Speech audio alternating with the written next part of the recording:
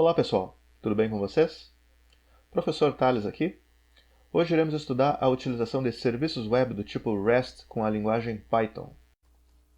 Para esse fim temos aqui dois sistemas de informação, sendo o primeiro deles um suposto sistema para registro de ingressantes no ensino superior do IFSU, onde nós podemos remover registro de ingressantes, cadastrar novos ingressantes,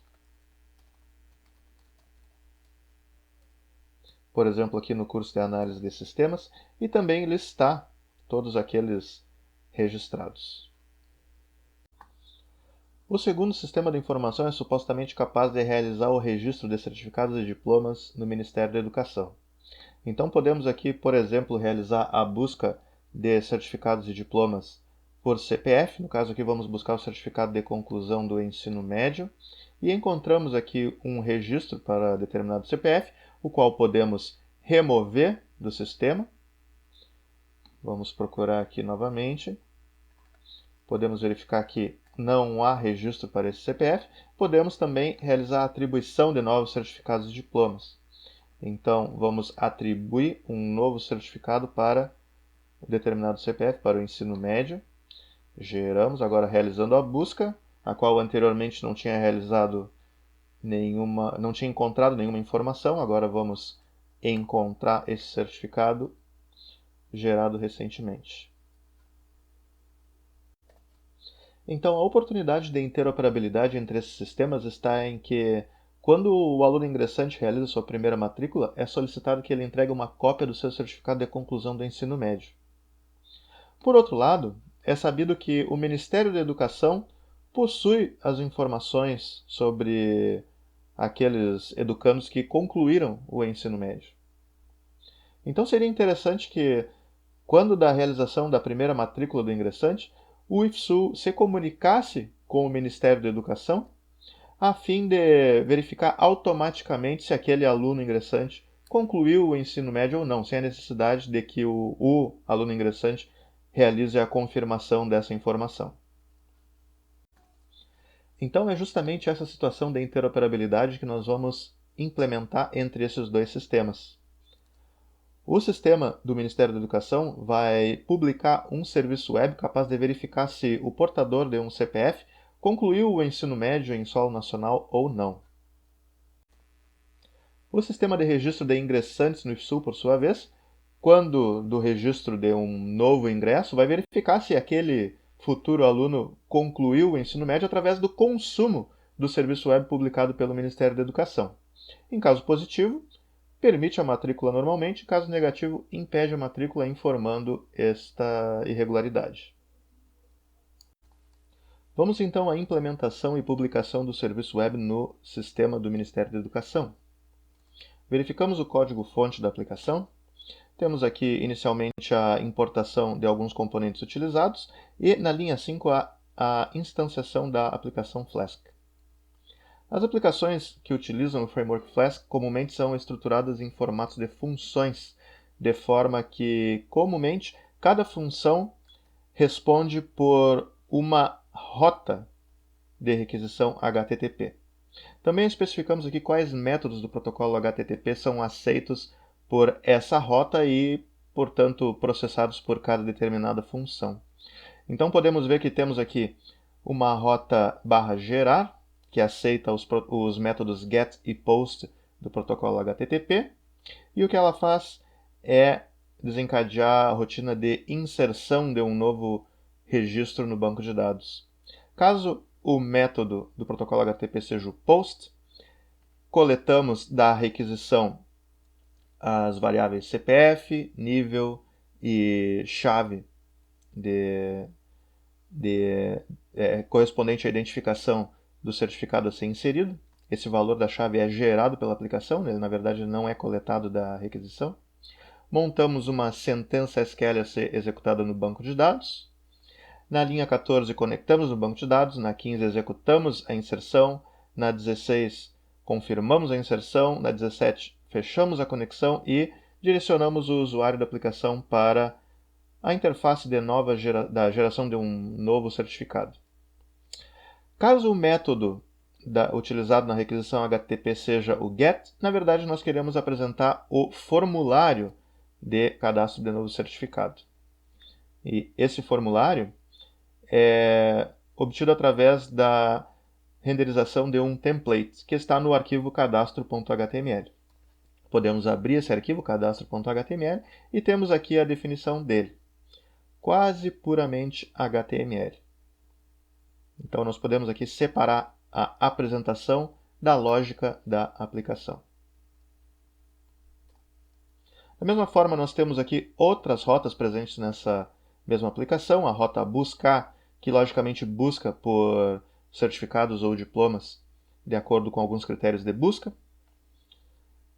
Temos uma rota responsável pela remoção de registros, então ela recebe uma identificação, deleta no banco de dados esse registro, caso ele exista, e direciona o usuário para uma nova busca. Temos aqui uma rota padrão também, caso seja definida uma rota genérica, ela simplesmente direciona o usuário para uma nova busca. E nós vamos criar uma nova rota aqui para a nossa aplicação, que vai ser responsável pelas buscas externas, ou seja, aquelas entendidas como serviço web. Então vamos definir aqui uma nova rota, por exemplo, /busca externa, e dizendo ainda que nós vamos aceitar para essa rota os métodos do protocolo HTTP, apenas o POST. Não vamos aceitar o método GET. E vamos definir a função que vai responder por essa rota. Então, busca externa, que não recebe nenhum parâmetro. E é aqui que nós vamos implementar desde qual estrutura de dado o nosso serviço web vai receber até qual estrutura de dado o nosso serviço web vai retornar. Então, comecemos declarando uma variável responsável por capturar em formato JSON o que quer que seja que venha na requisição. Como assim o que quer que seja? Já que estamos especificando a implementação do serviço web, nós temos o poder de determinar o que ele vai receber e o que ele vai retornar. Então nós podemos determinar nesse momento que o nosso serviço web está esperando uma estrutura de dados no formato JSON, portanto texto, mas que contém um índice chamado CPF e um valor associado. Certo? Então aqui nesse comentário aqui estamos colocando como um lembrete qual é a estrutura de dado que o nosso serviço web está implementando. Pois bem, a função loads, que está recebendo os dados da requisição como parâmetro, é responsável por capturar o que quer que seja que ela esteja recebendo e interpretar como um objeto válido para a utilização na linguagem Python. Então, nesse momento, nós podemos isolar o valor do CPF, por exemplo, criando uma variável CPF, dizendo que em dados eu tenho um índice chamado CPF e eu estou capturando o valor contido nesse índice da variável. O próximo passo é conectarmos no banco de dados da aplicação e verificarmos se há um registro de certificado do ensino médio para o CPF informado. Então vamos conhecer a estrutura do banco de dados desta aplicação. Nós temos aqui o nosso banco de dados no arquivo banco.data, é um banco de dados SQLite, então vamos abri-lo. E temos aqui a tabela registro com os campos ID, que é a nossa chave primária do tipo inteiro e incremental, CPF tipo texto, nível de ensino tipo texto, a chave gerada pelo sistema é tipo texto e um carimbo de data e hora. Então podemos verificar aqui, fazer uma seleção da tabela registro. Verificamos aqui que nós temos 4 registros. Pois bem, vamos escrever então uma sentença SQL a ser utilizada no nosso banco de dados para busca do certificado do ensino médio para determinado CPF. Então vamos colocar aqui select chave from registro where CPF igual a alguma coisa. Essa alguma coisa vai ser o que está contido dentro da variável CPF neste momento. Vamos então conectar no nosso banco de dados.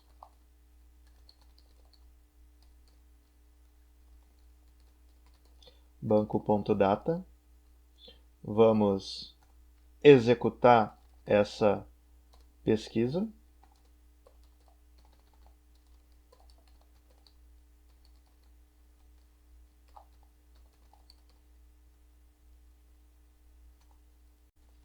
Vamos dizer ainda que esse conjunto de tuplas seja retornado no formato de uma lista. E fechar a nossa conexão.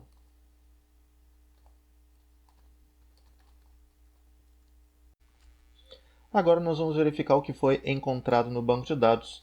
Nós vamos verificar justamente o tamanho dessa lista dentro da variável resultado. Se ela for 0, então significa que não foi encontrado nada. Então, nessa hipótese, nós vamos criar aqui uma variável chamada dados. Na verdade, nós vamos sobrescrever uma variável já existente, porque ela já não é mais utilizada nesse momento. Nós vamos criar uma estrutura em Python conhecida como dicionário, que é uma estrutura que utiliza esses índices associados a valores, da mesma forma que o texto JSON. Então, nós estamos criando aqui uma estrutura vazia, ou seja, se não foi encontrado nenhum registro, nós vamos criar aqui uma estrutura vazia para futuramente retornarmos ela. E caso contrário, caso seja encontrada uma tupla no mínimo, nós vamos criar uma estrutura dados, mas que contém algum valor. Então, nós vamos criar essa estrutura com uma chave, um índice chamado chave, e o valor dela vai ser justamente o que contém na variável resultado, na primeira tupla, no primeiro valor, que de acordo com a nossa pesquisa, né, nossa sentença select, é o valor do atributo chave para a tupla encontrada. Nós podemos inclusive colocar um comentário aqui na linha 60, informando qual é o formato da estrutura JSON que vai ser esperada como retorno do serviço web. Então, nós vamos dizer aqui que nós temos um índice chave e algum valor associado. O exemplo que nós temos ali na linha 51, informando qual é a estrutura esperada como entrada do serviço web, nós temos agora um comentário informando qual é a estrutura esperada como saída. Por último, nós vamos retornar algo para quem invocou o nosso serviço web. Então, o exemplo do que nós temos na linha 51, nós capturamos um texto JSON e convertemos ele para um objeto da linguagem Python. Nós vamos retornar o contrário. Nós vamos pegar um objeto da linguagem Python e converter ele em texto JSON. Isso a gente pode fazer com a função dumps. E passar como parâmetro aqui a nossa variável dados, né, que contém nesse momento ali ou nada, né, ou ela está vazia, ou contém um índice-chave com um valor associado. Pois bem, então está pronto nesse momento o nosso serviço web, ele está totalmente implementado. Revisando a estrutura da implementação da nossa aplicação Flask, temos aqui na linha 5 a instanciação da aplicação. Logo em seguida temos a definição de várias funções que, associadas a rotas, respondem às requisições HTTP realizadas à nossa aplicação, incluindo ainda aquelas requisições realizadas no contexto do consumo de serviços web, como é o caso aqui da rota /busca externa, que é respondida pela função busca externa. E por fim, na linha 63 temos a execução da nossa aplicação, que fica recorrentemente respondendo às requisições recebidas até que o processo seja explicitamente finalizado. Antes de procedermos, vamos realizar uma pequena correção no código aqui na minha linha 54, onde diz SQLite 4, alteramos para SQLite 3, que é o correto. Foi apenas um erro de digitação. Podemos então proceder ao teste do nosso serviço web. Para tal, vamos utilizar o terminal do Linux. Nós não precisamos ainda implementar em linguagem Python um cliente REST. Então vamos utilizar o comando curl, que é responsável por criar um cliente HTTP e enviar requisições. Nós vamos então utilizar o método post. Nós vamos enviar um tipo específico de conteúdo, então vamos enviar um cabeçalho dizendo especificamente isso. Content type application/json e vamos enviar também alguns dados. No caso, nós precisamos enviar uma estrutura JSON, que é o que a nossa aplicação está esperando. Então, vamos enviar aqui uma estrutura que tem um índice chamado CPF, associado a um valor. Vamos utilizar aqui algum valor conhecido, como, por exemplo, este. E vamos enviar essa requisição para algum endereço, que no caso é http://localhost, que é a minha própria máquina, na porta 5002, busca externa. Então temos aqui a URL completa. Enviamos a requisição e recebemos um retorno. Justamente uma string com a estrutura JSON, com um índice chamado chave e um valor associado. Além de testarmos com um valor conhecido pelo sistema, podemos testar também com um valor desconhecido, como, por exemplo, este outro valor. E podemos verificar que o sistema também responde, agora com um dicionário vazio, conforme esperado.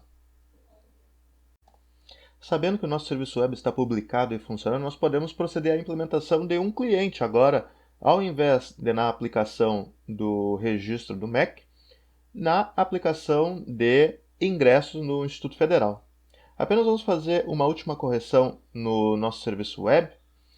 Nós temos aqui a busca por chaves de certificados a partir do CPF. Nós temos que completar aqui buscando um nível de ensino também. And nível igual a EM, né, de ensino médio. Pois bem. Então passamos à implementação da aplicação de registro de ingressos. Então nós temos esse código, também uma aplicação Flask. Nós temos aqui a instanciação da aplicação.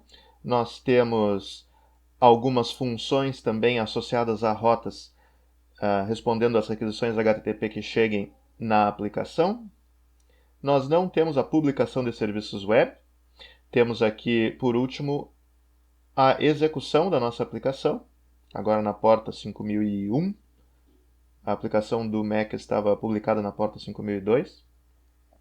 Então, nós não temos a publicação de serviços web nessa aplicação. Nós vamos, dentro do contexto de alguma funcionalidade já existente, implementarmos um cliente HTTP para consumirmos aquele serviço web publicado na outra aplicação.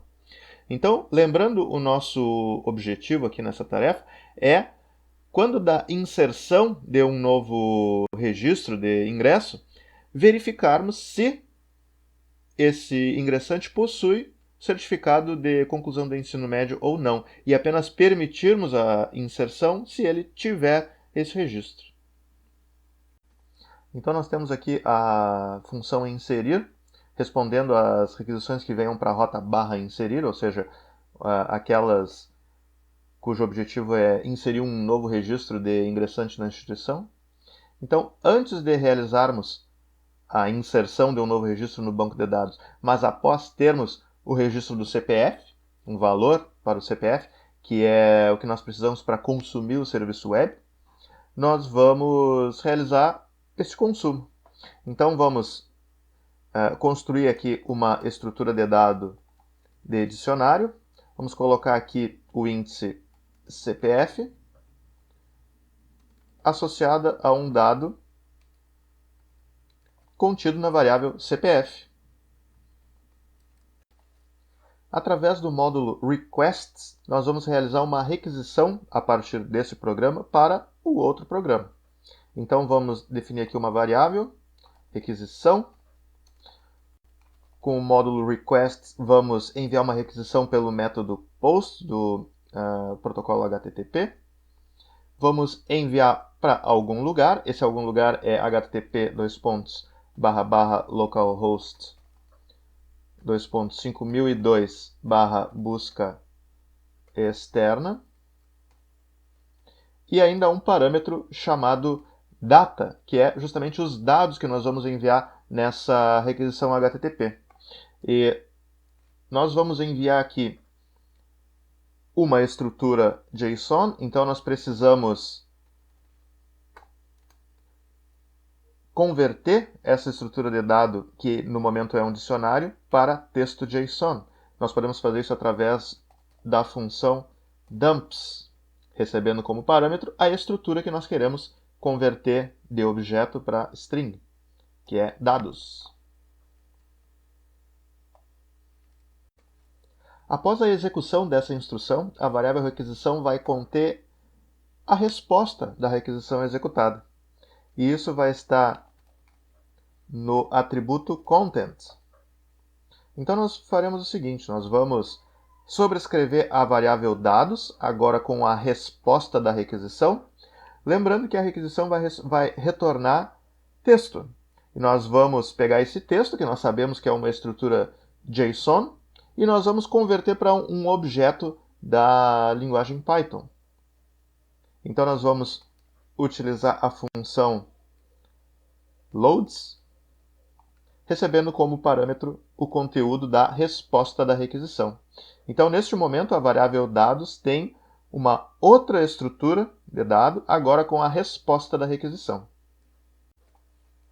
Nós sabemos, de acordo com a implementação que fizemos para o serviço web e também de acordo com os testes realizados aqui no terminal do Linux, que caso seja encontrado um certificado para aquele CPF, o serviço web retorna uma estrutura JSON que contém um determinado índice associado a um valor, contém uma chave.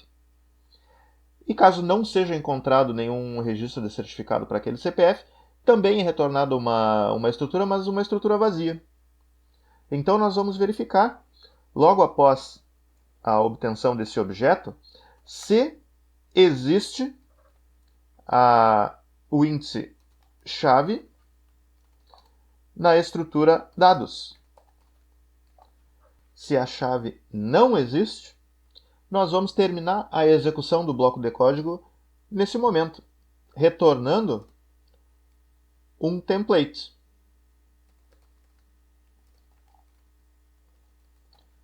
Nós vamos retornar uma mensagem de erro. Então nós vamos criar aqui um template especificamente para a apresentação de erros. Então erro.html, passando aqui uma mensagem de erro. Então vamos colocar aqui um outro atributo, mensagem. Vamos colocar aqui, por exemplo, certificado do ensino médio não encontrado. Então nós estamos aqui verificando se a chave existe no retorno do serviço web. Se ela não existe, nós terminamos a execução apresentando uma mensagem de erro no template, que nós não criamos ainda. Vamos criar em seguida esse template para apresentar erros na aplicação.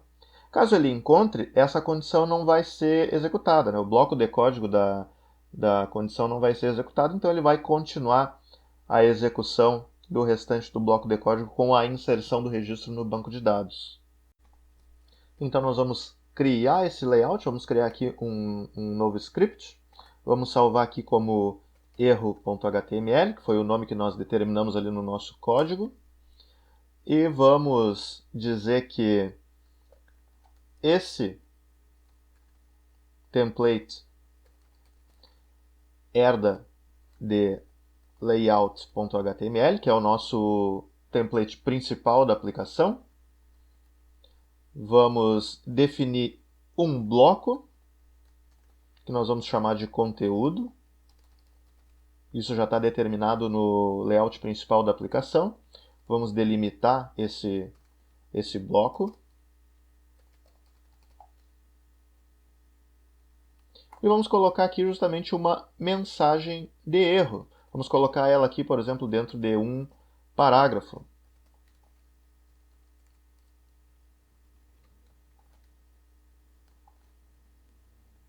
Mensagem. Vamos colocar aqui um destaque também, um elemento H2, dizendo erro. E salvamos. Vamos então testar o comportamento das nossas aplicações. Nós já testamos que o serviço web está funcionando corretamente, agora vamos testar o comportamento da aplicação que consome esse serviço web.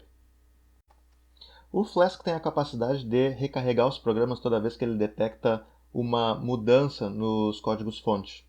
Contudo, nós criamos agora um novo template, então é interessante reinstanciarmos o nosso servidor web. Então, rodamos novamente aqui a instanciação do sistema e podemos testar agora no nosso navegador web. Vamos verificar aqui. Então, nós temos alguns CPFs à disposição para registro no sistema do Mac. Então, vamos buscar aqui um CPF. Vamos buscar aqui o registro para o ensino médio. E ele existe. Então, vamos testar um outro que não existe.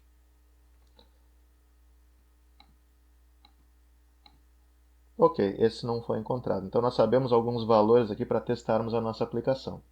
Vamos registrar o ingresso de um novo estudante. Vamos testar a situação em que ela não tem a conclusão do ensino médio.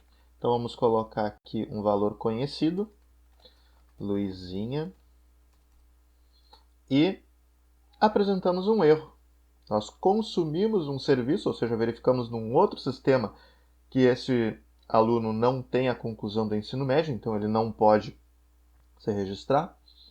Então, vamos verificar agora, informando um CPF que possui registro no MEC para a conclusão do ensino médio.